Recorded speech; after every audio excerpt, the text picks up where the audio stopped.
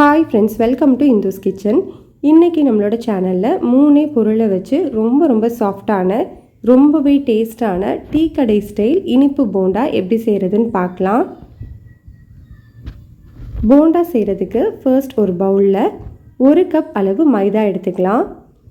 நீங்கள் எந்த கப்பில் மைதா எடுக்கிறீங்களோ அதே கப்லையே மற்ற எல்லா பொருளையுமே மெஷர் பண்ணிக்கோங்க. 1 கப் மைதாவுக்கு 3/4 கப் அளவு பொடிச்ச சர்க்கரை சேர்த்துக்கலாம். இது கூடவே 1/2 கப் அளவு தோசை மாவு எடுத்துக்கோங்க. தோசை மாவு கொஞ்சம் புளிச்ச மாவாக பார்த்து எடுத்துக்கோங்க, அப்போ தான் டேஸ்ட் நல்லாயிருக்கும். ஃப்ரெஷ்ஷாக அரைச்ச மாவு சேர்த்திங்கன்னா டேஸ்ட் அவ்வளோ தூரம் நல்லா இருக்காது. இதை இப்போது நல்லா மிக்ஸ் பண்ணி விட்டுக்கோங்க. மிக்ஸ் பண்ணதுக்கப்புறமா 1/4 கப் அளவு தண்ணியை கொஞ்சம் கொஞ்சமாக சேர்த்து மாவு பிசைஞ்சிக்கலாம்.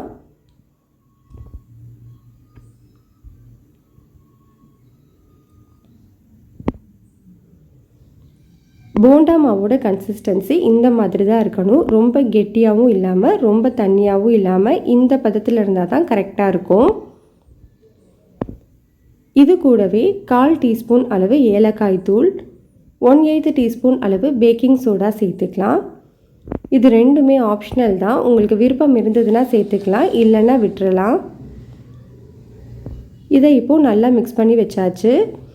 போண்டா மாவு நம்மளுக்கு ரெடியாக இருக்குது. இப்போ ஒரு பவுலில் கொஞ்சமாக தண்ணி வச்சுக்கோங்க. ஒவ்வொரு தடவை போண்டா போடும்போதுமே உங்கள் கையை தண்ணியில் நனைச்சிட்டு போண்டா போட்டிங்கன்னா மாவு கையில் ஒட்டாமல் இருக்கும். கடாயில் எண்ணெய் சூடுபடுத்திட்டு போண்டா போட ஆரம்பிச்சிடலாம். போண்டா போடும்போது ஸ்டவ்வை லோ ஹீட்டில் வச்சு போட்டுக்கோங்க.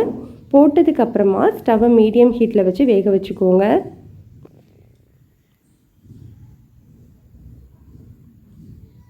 இந்த மாதிரி லைட்டாக திருப்பி விட்டுக்கோங்க, அப்போ தான் எல்லா சைடுமே நல்லா வேகும். அவ்வளோதான், நம்மளுக்கு ரொம்ப சிம்பிளான ரொம்பவே டேஸ்டான டீ கடை ஸ்டைல் இனிப்பு போண்டா ரெடி ஆகிடுச்சு. கண்டிப்பாக இந்த ரெசிபியை நீங்கள் ட்ரை பண்ணி பாருங்கள். ரெசிபி உங்களுக்கு பிடிச்சிருந்ததுன்னா லைக் பண்ணுங்கள், ஷேர் பண்ணுங்கள், கமெண்ட் பண்ணுங்கள். மறக்காமல் நம்ம சேனலை சப்ஸ்கிரைப் பண்ணிக்கோங்க.